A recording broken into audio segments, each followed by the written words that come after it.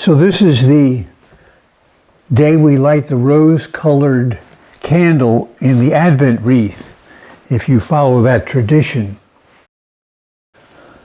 When I was a boy, I was very happy to see the rose candle lit because that meant we were halfway through Advent, and of course Advent in those days was sort of a mini Lent.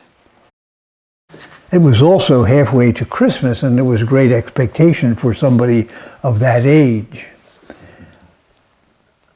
But if we follow the liturgy of the church, if you've been reading them, listening to the Mass readings over the past 2 weeks, and if you follow the liturgy of the hours and use that as a prayer guide, you'll see that we have not been preparing ourselves for the celebration of the Lord's birth, his birthday, if you will.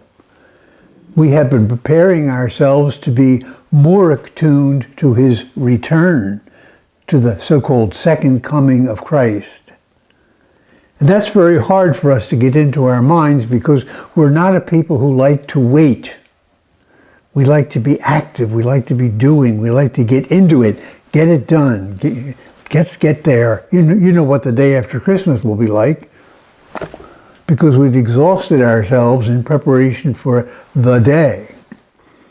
And the church is saying, get prepared, look ahead, be ready, but not for Christmas Day, but for the Lord's return.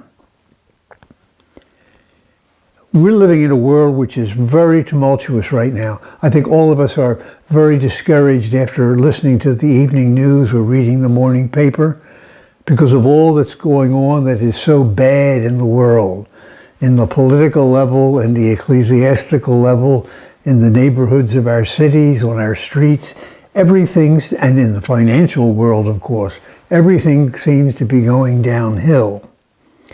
And we are being told by the church's prayer life to look ahead with joy and expectation to the coming of the Lord.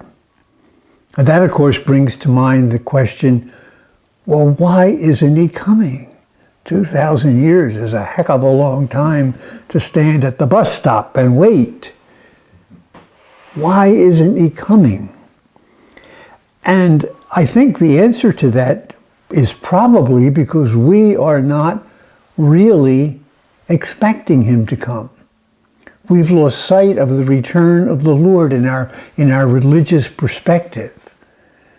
The only thing in the future that we really seem to be concerned about for most of us after a certain age is our death. And our death is not what we're waiting for. That's just a doorway into what we are waiting for, life unending with the Trinity, which Jesus came to introduce us to and to lead us into. But why is he waiting so long?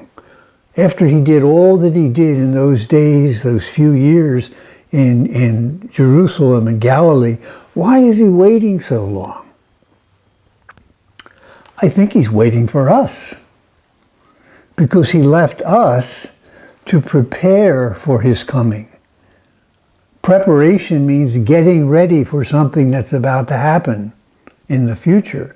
And he asked us to prepare the world, our world, for his return.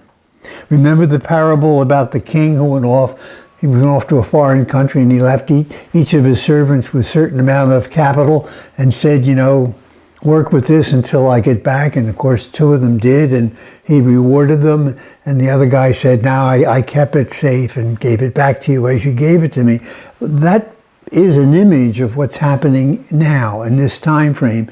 Jesus has visibly left us, but the Christ is coming back, and he wants us to be working and preparing the world for his return.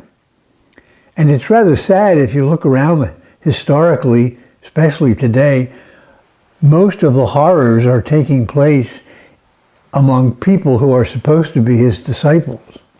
I mean, the war in Ukraine, for instance, 2 Christian countries.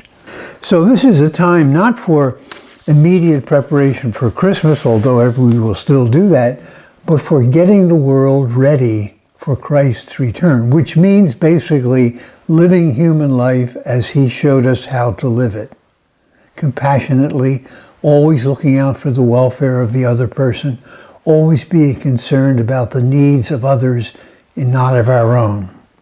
So yes, we need to prepare for Christmas, but even more surely we need to prepare for the return of our Lord.